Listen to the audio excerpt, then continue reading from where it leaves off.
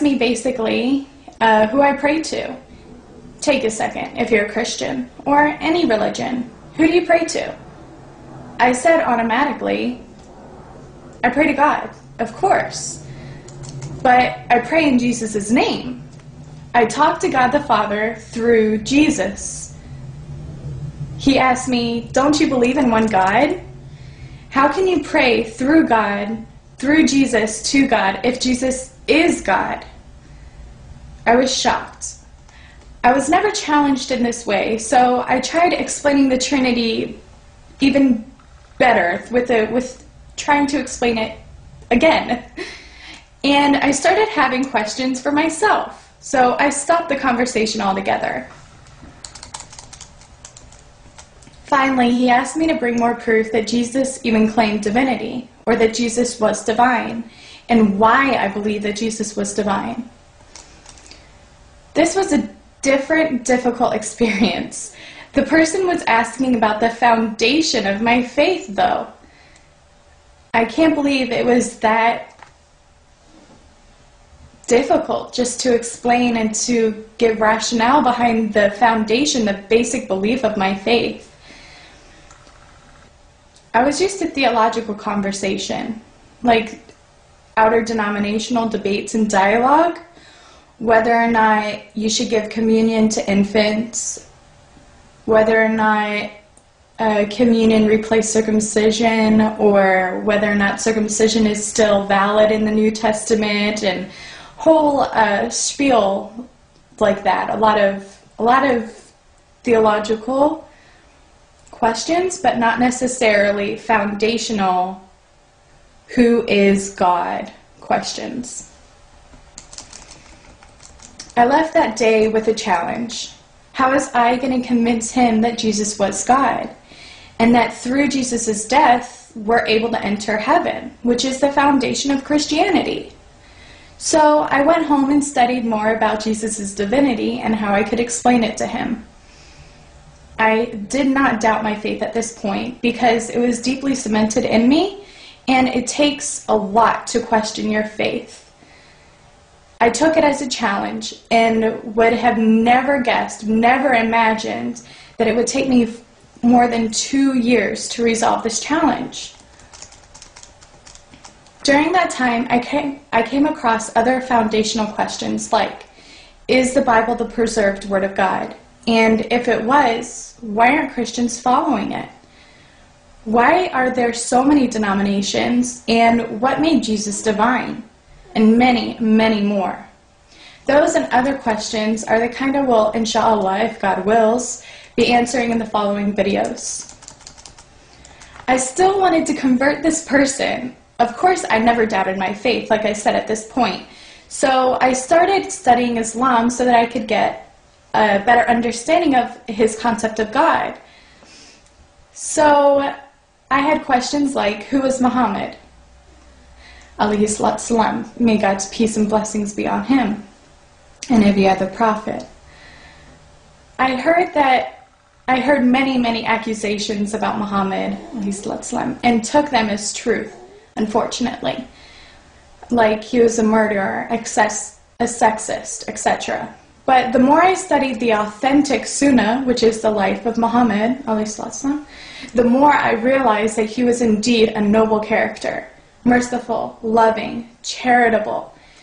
He could have been a king if he gave up preaching Islam.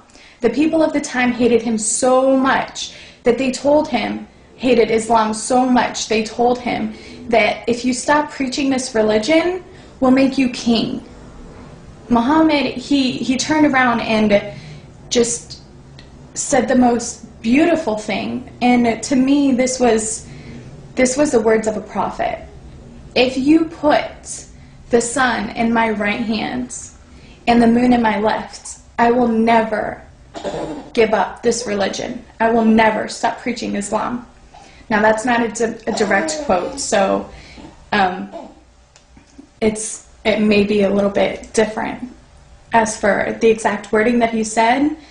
But that is just so beautiful. This man was not in it. This man was not preaching a religion for fame, for fortune, for any kind of wealth. And a matter of fact, He lived as a very mesquite, as a very poor person. His wife narrated or said that they often went weeks without eating any meat, 6 weeks without eating meat, and even more time without even lighting a fire, eating anything cooked.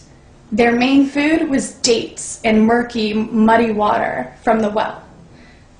I mean, this man, he could have had the riches of a king in Persia. He could have done anything, but instead he'd rather store up his treasures in heaven, which is amazing. I mean, the teachings of Muhammad are just so beautiful. So another question I had is, what was Islam? What did it preach? Did it preach oppression? Was it spread by the sword? And why were there rules of warfare in their holy book?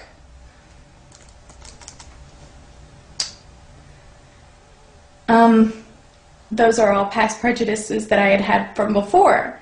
I found out that no, it did not teach oppression. It teaches liberation through education and charity, and it gave women a higher status than any other religion has ever given, even Christianity.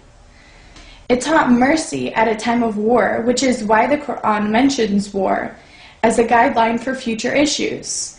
It's the only religion, including Christianity, that has an applicable wartime rules. Islam is not just a religion, it's a complete way of life. So why were people killing themselves in the name of Islam? Islam teaches you to think logically, to bring your proof if you are truthful. So I didn't understand why people are blowing themselves up and saying that they're doing it for Islam. The Quran says, whoever kills an innocent human being, it shall be as if he has killed all of mankind.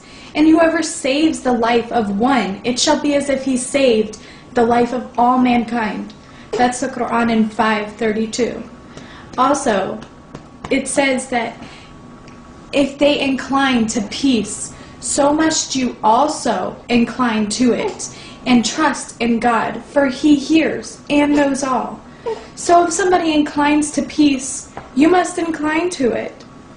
So there's a lot of perverted thoughts about Islam, and that's because I believe the media picks and chooses what they like to portray of it. So may God give you knowledge, and may God give you strength to sift through the truth from the evil and the darkness. I got frustrated with the media, how the media portrayed this religion, and I started defending it because the more I knew, the more I realized that it was a pure religion. It wasn't polluted. Slowly, my eyes were opening to the logic and the beauty of Islam.